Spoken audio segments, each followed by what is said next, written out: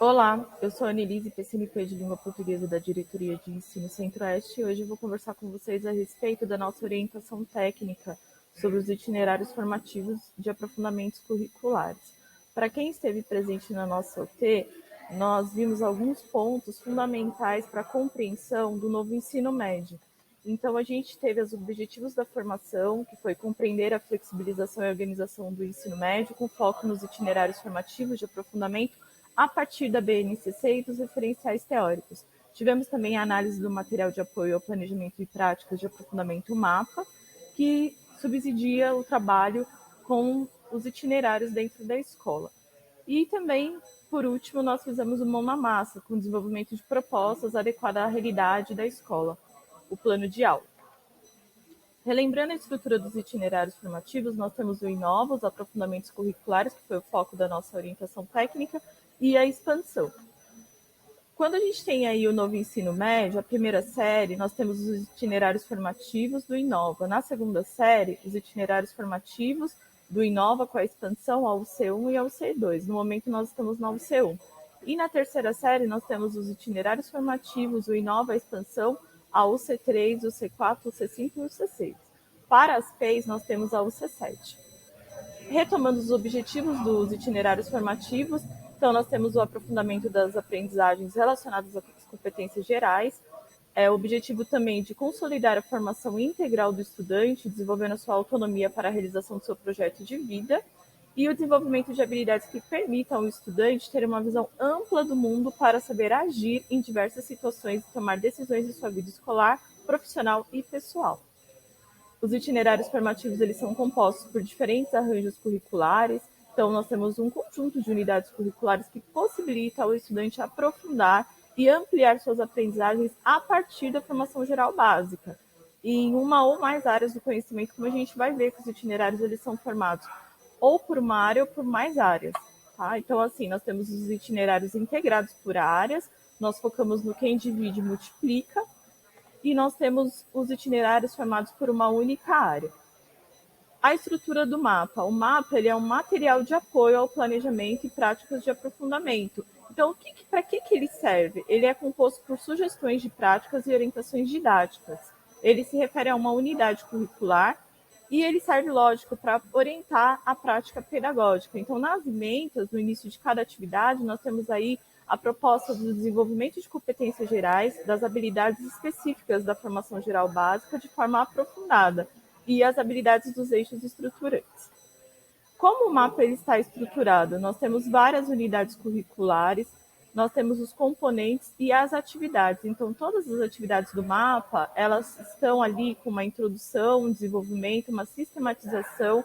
Depois tem a parte da avaliação do Saiba Mais e de Olho na Integração. As atividades propostas no mapa, elas têm cerca de duração de 30 horas cada, elas apresentam aprendizagens contextualizadas e o aprofundamento das habilidades da formação geral básica e o desenvolvimento das habilidades dos 4 eixos estruturantes. As atividades elas também contribuem com os interesses e as necessidades de formação dos estudantes, o projeto de vida, a formação integral articulando com os temas contemporâneos transversais, a interdisciplinaridade também, a educação no ensino superior e o mundo de trabalho.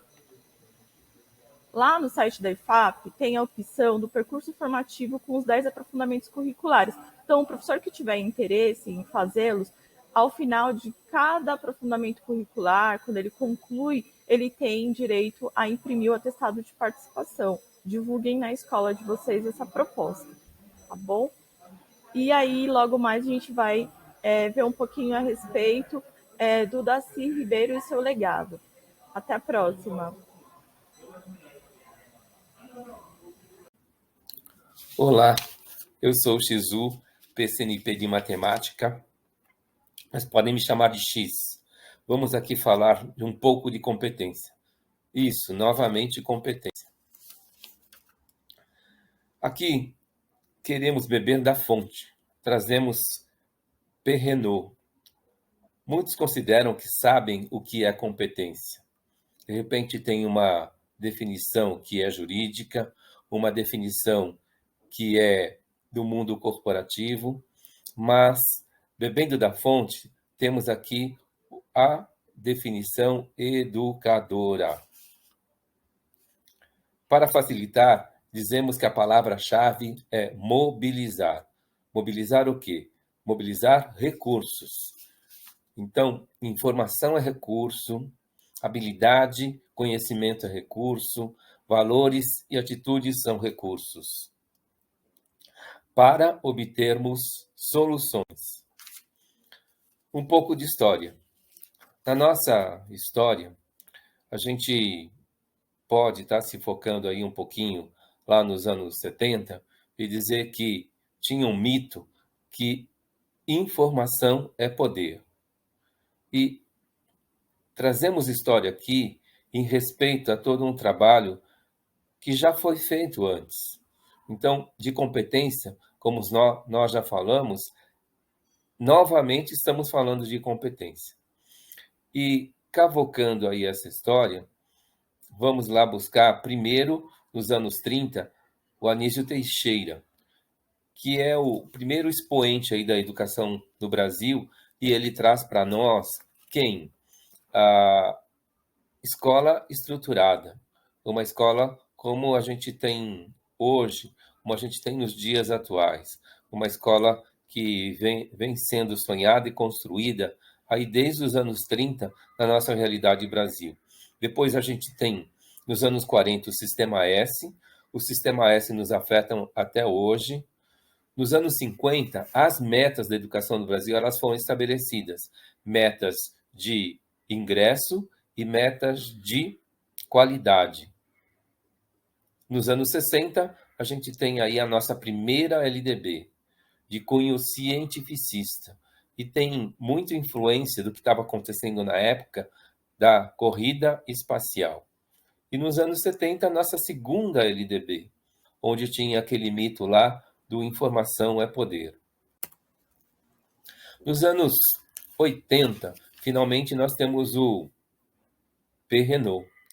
Então, a educação no mundo começou a discutir o que está faltando. E a resposta foi competência. E de lá para cá, a gente passou a construir competência. Na origem, a gente tem Perrenot.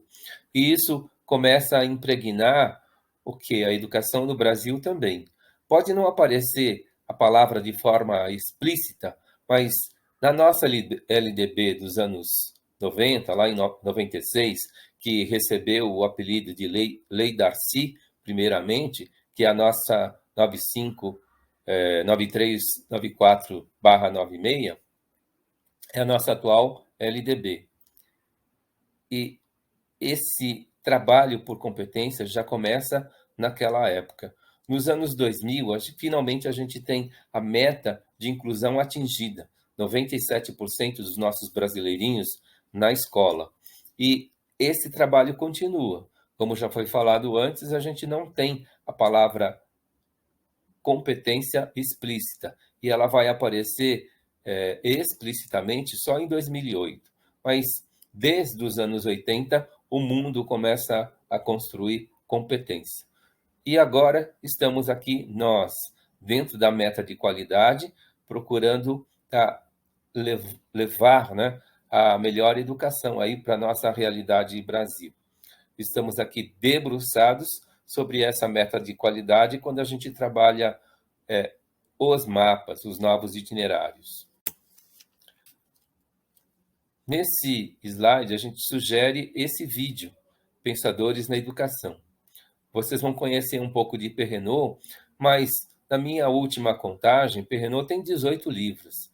E como esse vídeo recomenda, eu também recomendo o 10 novas competências, que a gente precisa estar também bebendo um pouco desse livro e trazendo aí para o nosso dia a dia, para a nossa realidade. Então, agora a gente está vivendo o quê? A pedagogia das competências. E podemos também chamar de pedagogia das soluções. Então, não é mais aquela ideia simplista ou reducionista, onde a gente olhava uma moeda e achava que essa moeda só tinha 2 lados. Na verdade, ela tem no mínimo 4 lados. E se a gente aprofunda, a gente sabe que são muito mais. Nesse momento, a gente sugere para vocês que vocês peguem o diário de bordo, que façam as suas anotações. Se alguma coisa não ficou clara, anotem para pesquisar, aprofundem aí essa pesquisa e desenvolvam competências também, que são os objetivos da educação no Brasil. Novamente aqui a definição de competência, para estar reforçando aí que é isso que a gente tem procurado alcançar. Então, em 2018, na BNCC, ela foi explicitada e logo em seguida o currículo paulista abraça as 10 competências gerais. E se olharmos lá na BNCC, vamos verificar, né, de onde está a influência, de onde está a origem e o que é esse trabalho de competência hoje. Olá, pessoal. Então, dando continuidade à nossa T, nós trouxemos aqui o título de uma sessão da Pedagogia do Oprimido. O diálogo começa na busca do conteúdo programático. É plenamente possível estabelecer um diálogo entre o mapa e o método de Paulo Freire, que possuem muitos pontos de contato. Os aprofundamentos curriculares têm o mérito de permitir uma manifestação e decisão dos estudantes sobre os objetos e métodos de estudo do seu interesse. Esta dialogicidade precisa continuar no aprofundamento curricular, na investigação prévia que é desenvolvida na introdução das atividades. Vejamos este trecho. O conteúdo programático da educação não é uma doação ou imposição, um conjunto de formas a ser depositados nos educandos, mas a devolução organizada, sistematizada e acrescentada ao povo daqueles elementos que este lhe entregou de forma desestruturada. Um exemplo de investigação prévia é a atividade 1 do componente 1 da unidade curricular 1 do aprofundamento de ciências humanas e matemática. O mapa sugere trazer os números do indivíduo e da sociedade. Quanto mais próximos do estudante são estes dados, mais eficazes eles serão nesta investigação do objeto do estudo significativo, sejam números referentes à sua escola ou à sua comunidade. Nesta investigação, na qual vão ser avaliando os achados, educador e educandos vão estabelecendo juntos qual é o objeto de estudo. Os estudantes e investigadores trarão, na forma de números, informações relacionadas à sua vida. Estes dados fazem uma cisão de uma parte da realidade dos estudantes, que remete à totalidade. Esta realidade tem formas plurais de análise. Estes mesmos dados podem ser analisados de outra forma pelo componente reflexões sobre o poder, desta mesma unidade curricular. Vamos começar a introduzir agora a estrutura dos mapas, em diálogo com o que vimos até agora. Os mapas vão se relacionar às competências gerais da BNCC e também com as competências específicas de cada área.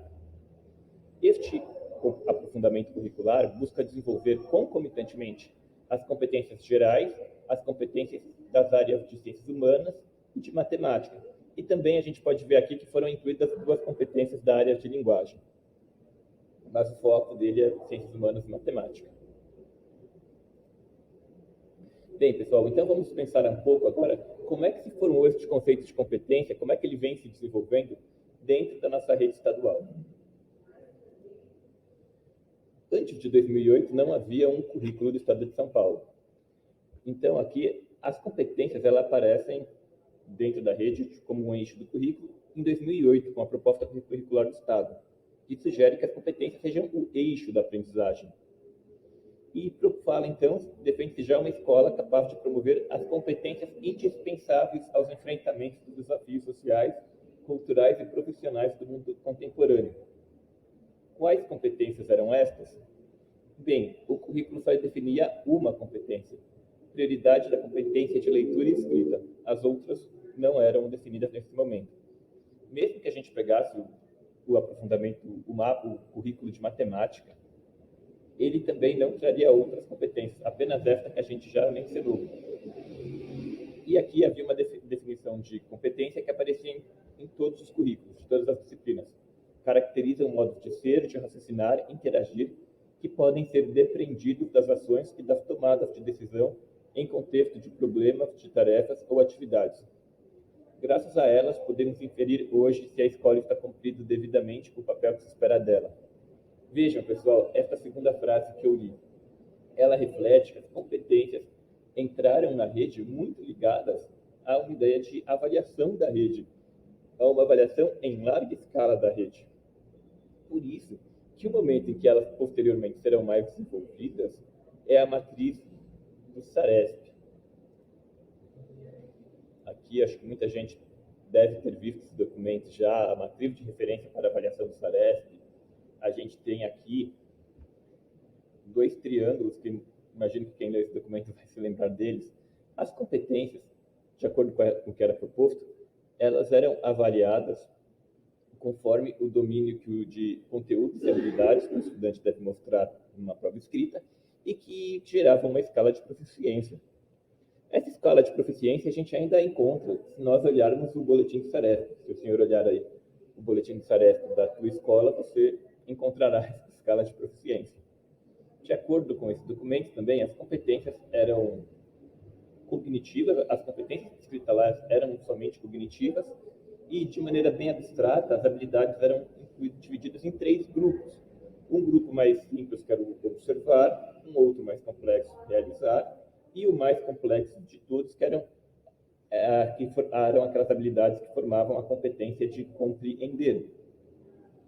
Bem, gente, a gente pode ver, então, uma mudança bastante significativa quando nós vamos para a atual definição de competência da BNCC, que, conforme a influência dos autores que a gente vimos antes, né, notadamente por Deneau, ela incluiu aqui as habilidades socioemocionais, incluiu também atitudes e valores, para ter essa definição muito mais ampla de competências. Na BNCC, então, as competências são definidas como a mobilização de conhecimentos, conceitos e procedimentos, habilidades, práticas cognitivas e socioemocionais, atitudes e valores para resolver demandas complexas da vida cotidiana, do pleno exercício da cidadania e do mundo do trabalho. Pessoal, tinha um exemplo que circulava bastante na nossa rede, acho que muita gente conhece de competência, que era o exemplo assim, o que eu precisava ser para ser um motorista competente? O motorista tem que saber fazer baliza, o motorista tem que saber trocar as marchas, tem que saber frear. Bem, esses conjuntos de técnicas necessárias para dirigir formariam, assim, um motorista competente. Se a gente olhar, então, para essa nova definição aqui, que a BNCC traz, e que fala em atitudes, valores, em habilidades socioemocionais, a gente teria que pensar, além de tudo isso, além de saber fazer baliza, o motorista, para ser competente, ele tem que ter tolerância ao estresse, aqui em São Paulo, por exemplo. Ou então ele falar da atitude, tem que ter uma direção passiva, né, que é algo que costumam focar nas formações de condutores. Então, vamos então ver, pessoal, como é que está agora estruturado o currículo do ensino médio. É um pouco diferente da forma do currículo do fundamental. Para quem já deu uma olhada no currículo do fundamental, a competência ela não chega a entrar aqui no próprio organizador curricular. Então, o do ensino médio sim traz. E se a gente olhar aqui, por exemplo, nas habilidades, uma sigla, aqui a gente tem a primeira habilidade aqui, EM13 MAT 101.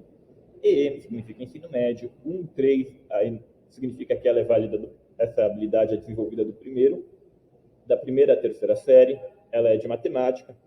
E agora este número 1, que vem aí ao final, o primeiro 1, significa que esta habilidade está relacionada à competência 1. Então, um professor que conheça o currículo da sua disciplina, ao ler a habilidade, ao ler o código da habilidade, ele já vai saber com qual competência aquela habilidade se relaciona. Aqui a gente tem um outro exemplo. E essa habilidade de baixo, ela também traz um número ao seu final, ela traz ali o número 102, porque ela é a habilidade 02 relacionada à competência 1. Então, a gente vê, pessoal, olha aqui como está estruturado este currículo, como a habilidade busca relacionar a competência e o objeto de conhecimento. Bem, vamos então para o próximo slide. Este aqui a gente está vendo a habilidade especificamente do aprofundamento curricular. Ela tem uma estrutura um pouco diferente daquela que nós acabamos de ver. Bem, também aqui o EM significa ensino médio, IF significa itinerário formativo. Ela se referencia CG quer dizer que é uma referência às competências gerais da BNCC, e o que está mais particular aqui é esse número ao final. As habilidades dos itinerários formativos, que são aquelas dos aprofundamentos curriculares, elas relacionam a determinados eixos, que são 4 eixos, né? Investigação científica, processos criativos, mediação e intervenção sociocultural e empreendedorismo. E apenas com o código da habilidade, nós podemos saber com qual eixo ela se relaciona. Nós vemos aqui, pessoal, que tratando especificamente das habilidades específicas dos aprofundamentos curriculares, nós percebemos que o eixo tem uma relação central nessas habilidades. O papel do eixo é muito próximo ao papel das competências para a formação geral básica. O eixo ocupa um lugar parecido para o aprofundamento curricular. Bem, pessoal, agora passo a palavra para o meu colega Shizu, que falará com vocês das competências gerais. Até a próxima.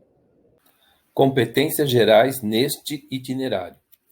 Percebam que a estrutura é a mesma em todos eles, baseado em metodologias ativas, desde o planejamento.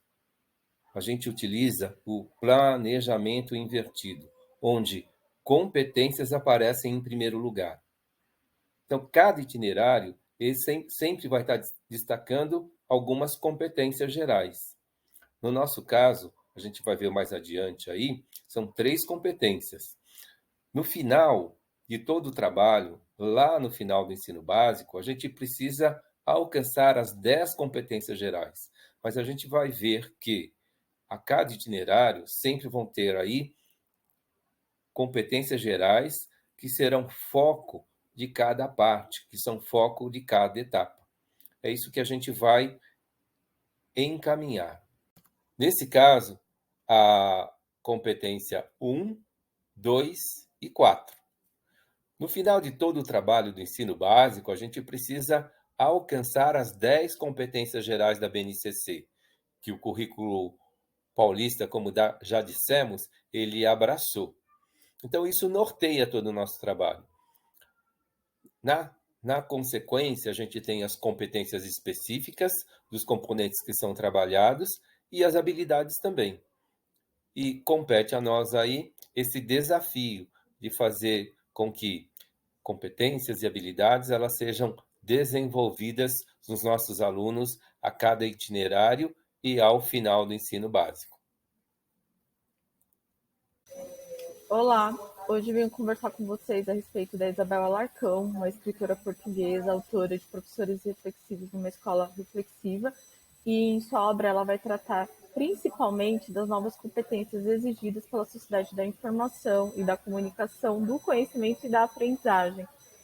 Ela fala muito a respeito dessa avalanche de informações que nós recebemos todos os dias, e o principal dever da escola, segundo ela, é preparar os estudantes para atuarem nessa sociedade de tantas informações e transformar essas informações em conhecimentos pertinentes. Então, segundo ela, ter competência é saber mobilizar os saberes. O desenvolvimento dessas múltiplas fontes de informação requer também uma reestruturação na relação do professor com o aluno. Então, o professor ele media esses conhecimentos tratados aí, difundidos na sociedade, e o aluno ele é um ser aprendente. Então, ele aprende a ser aprendente ao longo da vida, não só dentro da escola. Ele sai dessa escola, ele tem que estar pronto para aprender cada vez mais nessa busca pelo conhecimento. Ela vai falar também muito a respeito dessas capacidades, né, do desenvolvimento dessas capacidades a partir da competência para lidar com a informação na sociedade da aprendizagem. Então, a capacidade de utilizar a informação de forma rápida e flexível, a capacidade para lidar com a informação e os meios que a tornam acessível, saber o que procurar e onde procurar, distinguir o que é relevante, irrelevante, sério e fraudulento. A gente sabe que na nossa cidade circulam muito fake news, então muitas informações falsas que confundem, prejudicam a questão aí da transformação dessas informações em conhecimento.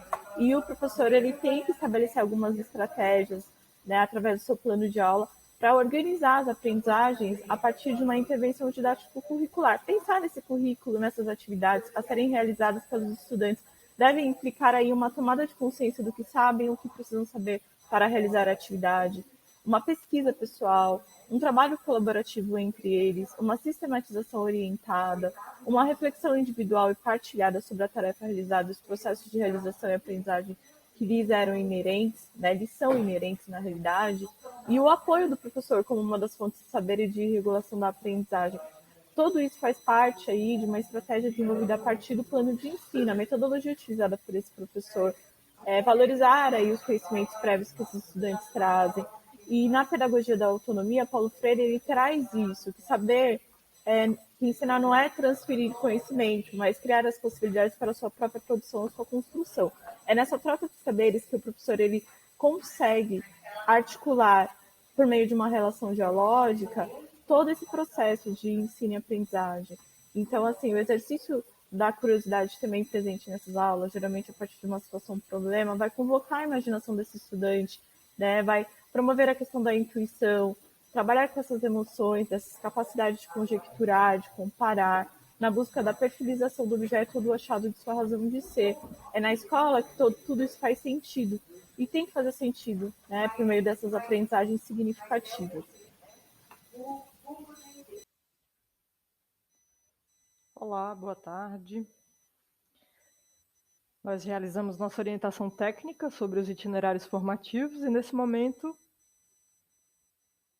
trazemos uma síntese, né, a partir do que foi discutido durante a UT, do que foi orientado e também a partir das respostas que vocês nos comunicaram, né, através do Google Forms avaliativo disponibilizado durante a formação e também ao fim da formação.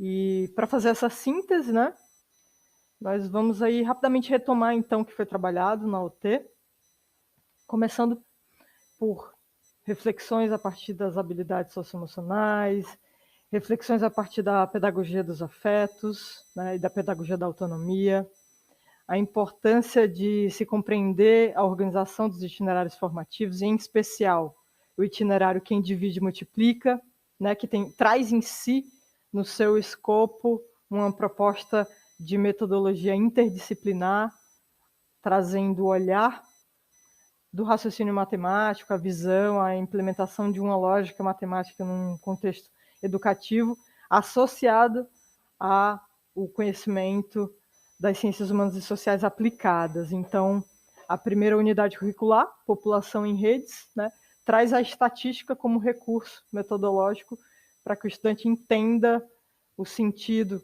né, da geração de dados, da produção de dados a partir de questões trabalhistas, a partir da divisão sexual do trabalho, então compreender melhor, né, por que homens e mulheres têm acessos diferentes ao mercado de trabalho, por que esses acessos são assimétricos, são desiguais.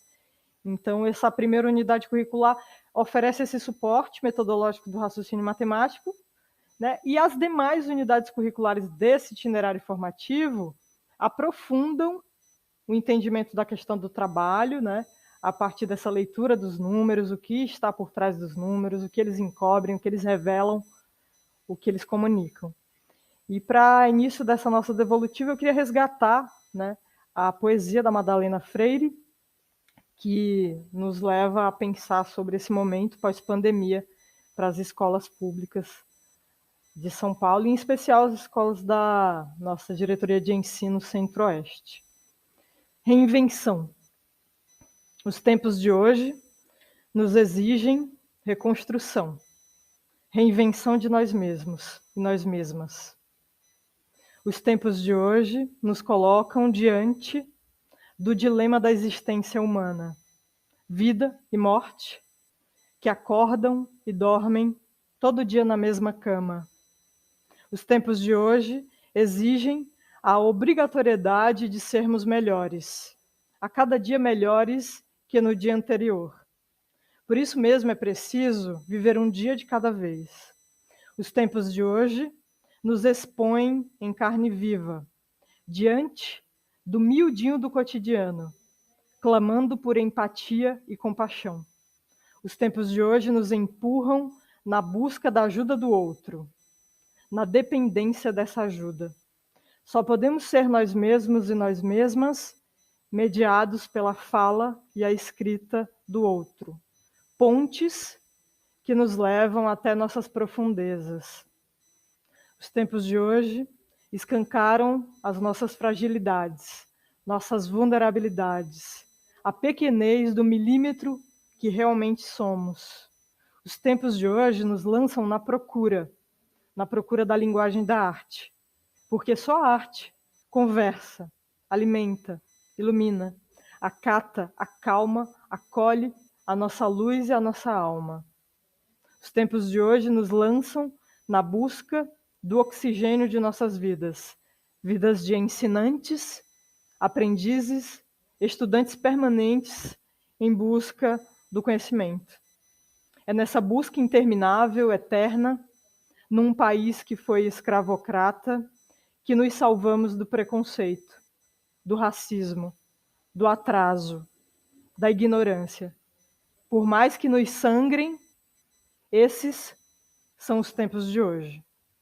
Então, esse é o convite da Madalena Freire, o convite para que a gente se reinvente, né, enquanto educador e educadora, enquanto escola, enquanto comunidade escolar, para pensar e atuar nesse momento pós-pandemia, cheio de desafios, cheio de intempéries, mas também repleto de possibilidades. Então, nós trouxemos algumas reflexões, alguns caminhos para trabalhar com esse itinerário, e é importante relembrar o quanto a interdisciplinaridade, né, de uma perspectiva da Ivani Fazenda, abordada durante essa orientação técnica, não se trata apenas de uma junção, a grosso modo, de disciplinas, e sim, né, de uma visão ampliada sobre os temas, os objetos de conhecimento, uma visão que seja ampliada a ponto de integrar diferentes perspectivas de conhecimento, ou seja, né, o campo de conhecimento da matemática, né, somado nas suas abordagens metodológicas ao campo de conhecimento das ciências humanas, trabalhando ali em parceria, né, o conhecimento matemático servindo de suporte para um entendimento, né, e um aprofundamento das ciências humanas. Em termos práticos, seria a gente trazer um conteúdo, né, e apresentar para o estudante possibilidades de leitura sobre esse conteúdo. Então, a leitura matemática ela não está dissociada de uma possibilidade de uma leitura em ciências humanas. Um exemplo prático é pensar uma sequência didática que trabalhe, que aborde o tema trabalhista, ou a questão do trabalho em si. Se a gente parar para pensar, né, por que existe atualmente um índice de desemprego muito alto no nosso país, né, esse desemprego ele hoje está quantificado. Existe uma estatística que mostra em números o quanto, né, de pessoas estão empregadas, o quanto de pessoas não estão empregadas. E esses números eles podem ser expressos através de gráficos e numa mesma ocasião de sala de aula, numa mesma situação de aprendizagem, as ciências humanas e sociais, a filosofia, a sociologia, podem estar a serviço de uma leitura desses dados, né? Então, o que é que eles trazem, né, internamente ali, de que forma a gente pode pensar a desigualdade de classe que o desemprego causa, de que forma a gente pode pensar qual é a população que está sendo atingida massivamente por essa dificuldade de acesso ao mercado de trabalho. São sempre as mesmas pessoas que sofrem em momentos de crise e redução de vagas, né, formais no mercado de trabalho ou vagas informais? Não. Então, a gente pode perceber, através desses dados, que, né, a população negra, a população de baixa renda, a população menos escolarizada, ela é quem mais sofre. Então, a sociologia e a filosofia podem estar a serviço da reflexão sobre essas, né, estatísticas trazidas numa situação de aprendizagem que, né, está contemplada nesse itinerário formativo.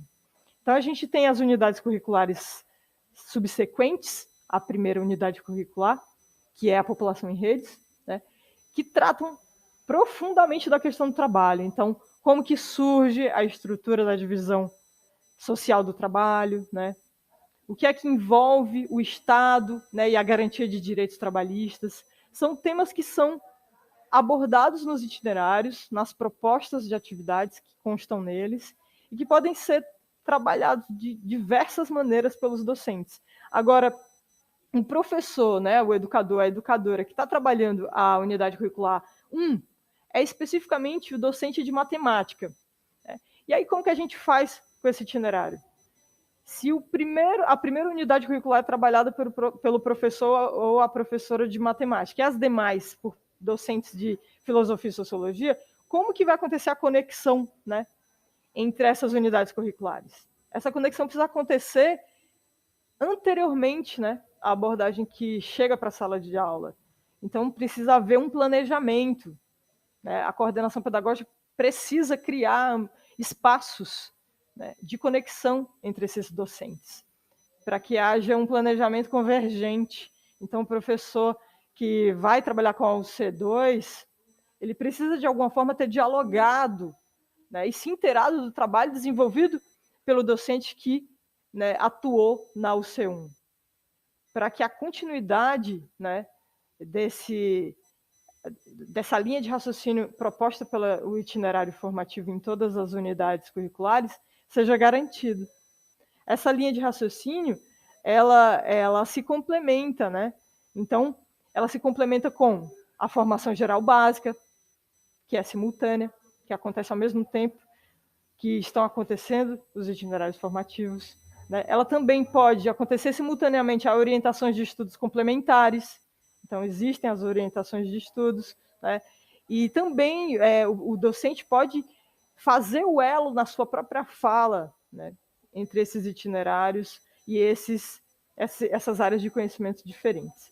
Então, é importante o professor que vai trabalhar na unidade curricular 2 compreender, de alguma forma, né, a importância do raciocínio matemático, mesmo que essa não seja a sua área de atuação. Porque a proposta do itinerário formativo é integrar de forma transversal, né, essas disciplinas por meio de temas em comum. Então, é um mesmo tema trabalhado em todas as unidades curriculares por docentes diferentes. O elo entre esses docentes são os conteúdos propostos nas unidades curriculares. E antes deles, né, a integração que o próprio itinerário promove, né, ao trabalhar um tema que é o quem divide e multiplica. O quem divide e multiplica é uma metáfora. Se a gente parar para pensar, desdobrar esse tema, o que é que essa metáfora nos comunica? Né? O que é dividir? O que é multiplicar? O que significa, né, afirmar que uma pessoa que divide, ela está multiplicando? A gente pode trazer essa reflexão para o campo dos recursos. Então, quem divide recursos, né, quem promove políticas públicas de inserção no mercado de trabalho, de maneira a integrar pessoas de baixa renda, integrar estudantes de escolas públicas, está multiplicando o acesso ao mercado de trabalho. Então, a gente pode fazer 1000 digressões, 1000 reflexões a partir dessa metáfora. E ela é a síntese, né, de um itinerário formativo que promove um estudo sobre a questão do trabalho, sobre o papel do Estado, né, na garantia de direitos sociais, né, na manutenção dos direitos trabalhistas. Então, dá para a gente abordar diversos temas que se desdobram a partir desse itinerário, que são fundamentais para a formação humana, cidadã, desse estudante e dessa estudante. Então, para além do entendimento de qual é o papel profissional que esse estudante vai, né, assumir futuramente, esse itinerário também traz, na sua estrutura, possibilidades de reflexões críticas sobre a história do trabalho, né? A história do mundo do trabalho, sobre a história das conquistas da classe trabalhadora, sobre as diferenças e dificuldades internas da nossa população em relação à questão do trabalho. Então, a nossa proposta, durante essa orientação técnica, foi, de alguma forma, sensibilizar vocês para essa interdisciplinaridade na prática. Para que ela aconteça na prática, precisa haver um planejamento conjunto, entre docentes de diversas áreas. E esse planejamento precisa acontecer nas reuniões, né, de ATPCs. Então, precisa, sim, ser garantido esse espaço para essa interlocução.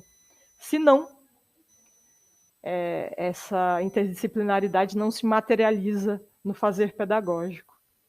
E a gente abordou, ao longo da orientação técnica, né, essa reafirmação do valor e da importância da interdisciplinaridade na prática docente de vocês. E nós convidamos vocês a também se sensibilizar, né, para essa interdisciplinaridade, né, no fazer pedagógico conjunto, ou seja, abrir o coração para a disciplina do outro, né, para a linha de raciocínio do outro, da outra, né, para a contribuição da área de conhecimento, né, que é diferente da minha. Então, pensa você que é professor de matemática, da área de ciências exatas, como é que você pode, de alguma forma, né, dialogar com o seu colega que é da área de ciências humanas e sociais, numa perspectiva integrada para auxiliar, para apoiar, para criar um caminho de aprendizagem que facilite, né, o estudante, a estudante, a entender a questão de forma ampliada, porque no mundo, nas relações cotidianas, né, as abordagens sociológicas, filosóficas, matemáticas, biológicas, elas estão amplamente integradas. Então, na vida, a gente utiliza e aciona esses recursos e esses conhecimentos o tempo inteiro de forma integrada, mas a gente não tem consciência disso, né? Então, enquanto docentes, vocês podem contribuir para essa conscientização e essa instrumentalização do conhecimento mais consciente. Então, essa foi a nossa proposta de OT. A gente queria agradecer a interlocução de vocês, dizer que o nosso café da manhã foi feito com todo carinho, que o acolhimento, né, ele também se dá na forma que a gente inicia as atividades, na forma que a gente conduz as atividades, na forma que a gente conclui as atividades. E essa acessibilidade precisa estar presente na sala de aula também, no cotidiano. Senão a gente torna, né, o cotidiano de aprendizagem e a relação educador-educando mecanizada. E essa mecanização, ela nega, né, a importância dos afetos. Então, quem ensina, quem aprende, está constantemente sendo afetado e afetada, né, por esse processo. E se o estudante está mais confortável, se o estudante está sendo acolhido nas suas dificuldades, ele, consequentemente, vai aprender mais, né, e o seu processo cognitivo de aquisição de conhecimento, de aprendizado, de assimilação de conteúdos, vai se dar de forma mais profunda e até com um tempo, uma velocidade diferente do que se ele estivesse desconfortável, se ele estivesse num ambiente que não é seguro, num ambiente tumultuado, um ambiente que, de alguma forma, tem uma comunicação violenta, né, e uma acidez ali na relação em que acontece a aprendizagem. Então, essa foi a nossa tônica de trabalho durante a orientação técnica. Convidamos vocês a essa reinvenção. Agradecemos as críticas, reflexões, pontuações que foram feitas nos formulários Google e agradecemos também, né, a participação e o cuidado com o espaço cedido pela Fundação Escola de Sociologia e Política, que tem desenvolvido uma parceria com a nossa diretoria de ensino e contribuído para essas formações acontecerem de forma, né, confortável e também bastante reflexiva. Então, a garantia dos espaços para que a gente realizasse os trabalhos em grupo e o trabalho, né, mais ampliado coletivamente no auditório foram garantidos por essa parceria. A gente agradece a colaboração de vocês na manutenção respeitosa dessa parceria. É isso. Até a próxima OT. Por gentileza, acessem os materiais das referências bibliográficas e desdobrem, né, o que foi planejado na atividade Mão na Massa nas realidades escolares de vocês, adaptando as realidades escolares de vocês.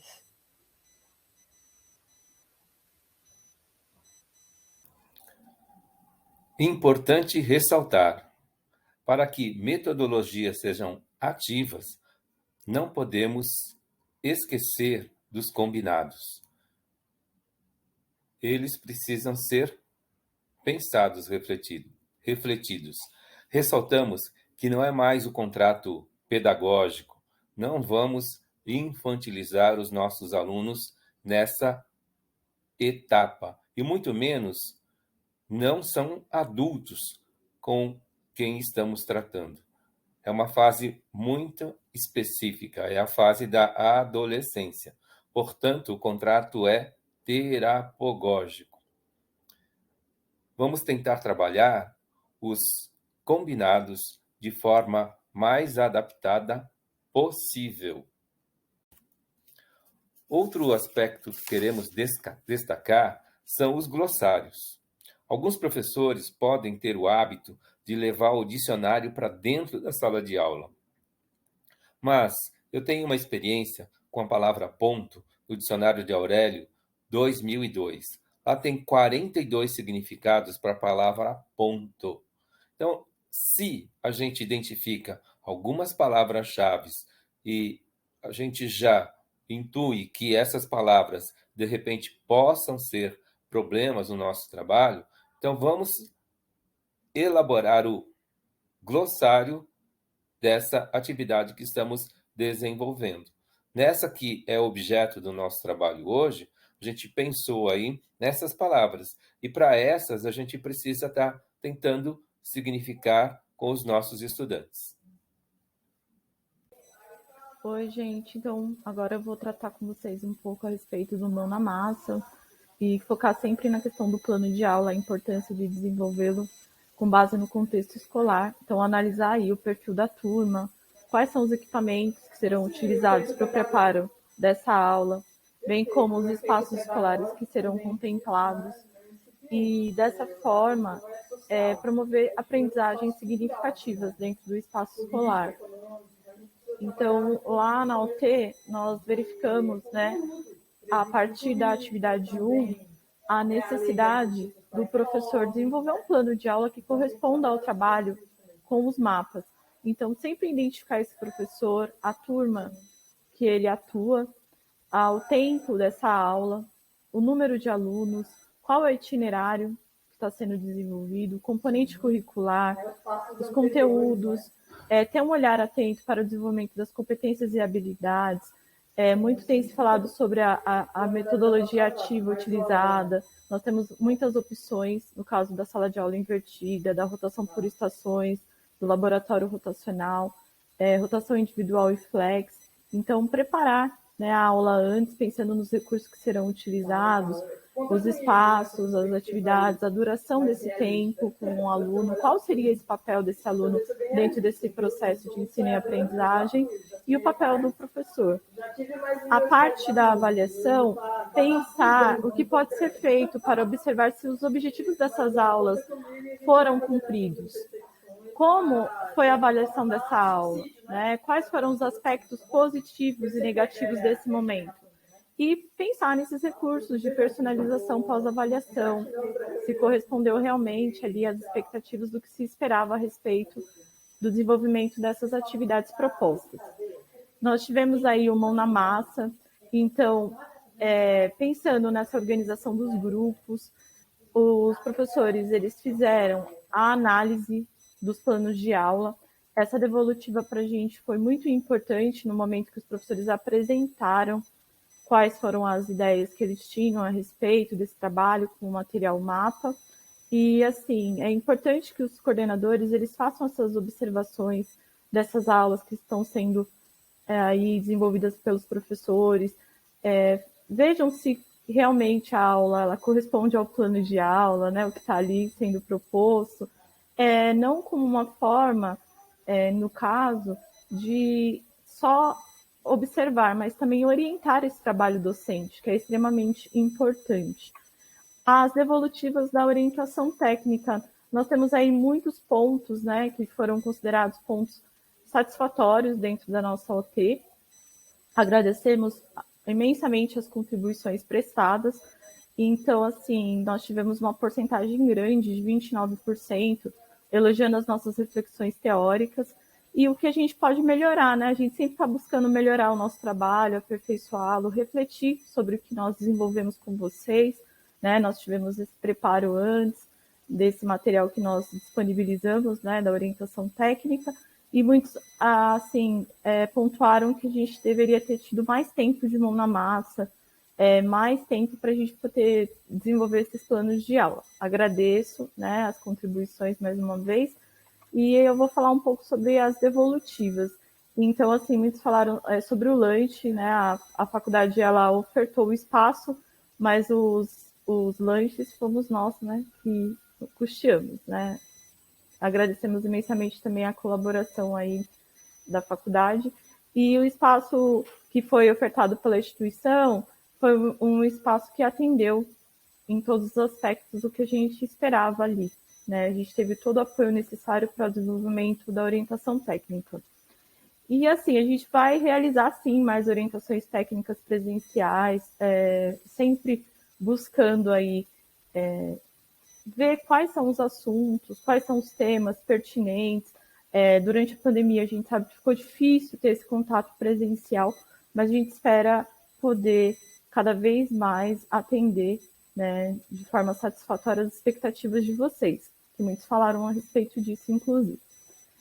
Nossos momentos de abordagem teórico-práticas, né, sempre objetivando fomentar o embasamento necessário acerca dos conteúdos abordados para a reinvenção e para a reformulação das atividades didáticas. Então, a gente acredita nesse movimento de formação continuada do professor, é importante, né, nós acreditamos nessa formação permanente, né, contínua, tanto dos professores como dos coordenadores, como nós que fazemos parte aqui do núcleo, a gente sempre tem que ter esse olhar, né, para continuar estudando, aprendendo, trocando experiências, e é assim que funcionam as coisas, né, dentro da educação.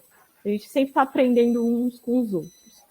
A garantia da relação pedagógica dialógica, então foi um ponto forte da nossa formação, a gente abrir para vocês falarem sobre as angústias, sobre as dificuldades que vocês estão enfrentando no espaço da escola. Quem adentra esse espaço sabe muito bem, né, a realidade da sua escola, como é o dia a dia, essa rotina. Então, é sempre pensando nessa democracia, nessa relação dialógica que a gente pode, né, sempre construir juntos aí a troca de saberes e conhecimentos, tá? Então, a gente sempre está preocupado com a escuta ativa e ouvir isso, né? E vocês elogiaram, nós gostamos bastante também das contribuições que vocês prestaram nesse sentido.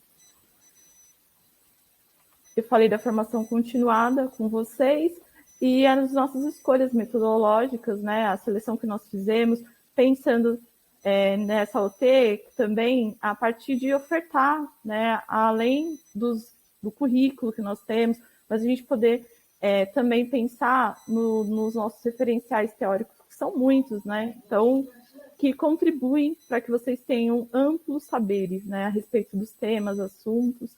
E foi essa a nossa escolha, e acredito que deu certo, né? Que vocês gostaram bastante.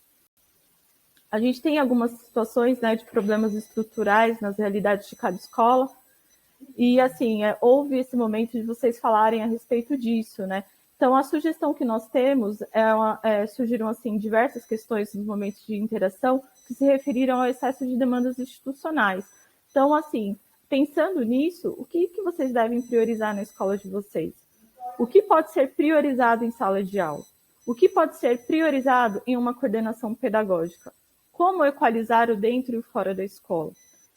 Burocratizar ao máximo, escutar o mínimo, será que resolve de fato? Né? A gente deixa essas questões. O que fazer com as defasagens escolares asseveradas pela ou com a pandemia de coronavírus? É possível resolver problemas complexos sem ajuda e apoio coletivo dentro de uma escola? Que recursos cada escola tem? Quais recursos pode criar? Como utilizar recursos existentes? Então, tudo isso a gente deve pensar, né? Pensando que vocês também têm esse tempo, né, da TPC para refletir a respeito sobre todos esses assuntos que vocês trouxeram, olhar, né, para esse aluno com um olhar de empatia, né, e também para o grupo que vocês compõem, fazem parte, né, sempre pensando aí nessa relação que deve ser construída com muita afetividade, né, saber se colocar no lugar do outro, ouvir, né, enfim, pensar em tudo isso. E a gente traz também, né, as respostas de vocês aí com apontamentos diversos, né? Então a gente ressalta, né, a importância da empatia, como eu já bem disse, né? Sempre numa relação de mediação e de interlocução discutativa com os participantes, de interação entre pares nas atividades no Mão da Massa, bem como na necessidade de estabelecermos mais espaços para atividades teórico-práticas durante as orientações técnicas, com melhor acuidade nas orientações, nas comandas, nos instantes de realização das mesmas.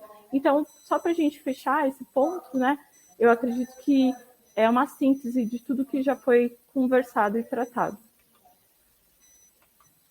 Depois a gente pensa aí nesses desdobramentos que podem ser feitos na unidade escolar. Então, só para vocês entenderem assim, que o mapa ele serve como norteador do trabalho, né? Ele orienta esse trabalho, mas quem vai desenvolver é o professor. Ele orienta, não significa que o professor vai segui-lo à risca.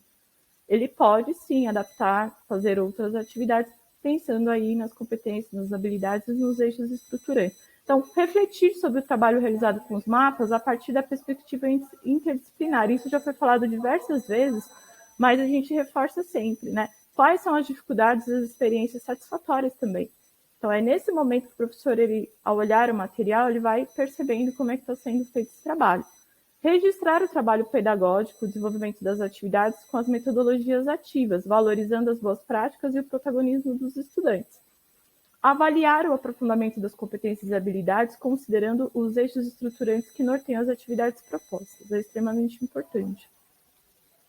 Realizar rodas de leitura e estudo sobre os itinerários, o currículo e materiais de apoio com docentes em momentos de ATPC e ATPI.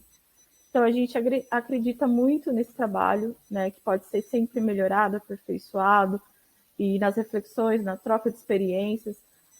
Só há duas opções nesta vida, se resignar ou se indignar. E eu não vou me resignar nunca, né? Darcy Ribeiro. A gente agradece muito a atenção, né, de vocês e as devolutivas, e até a próxima.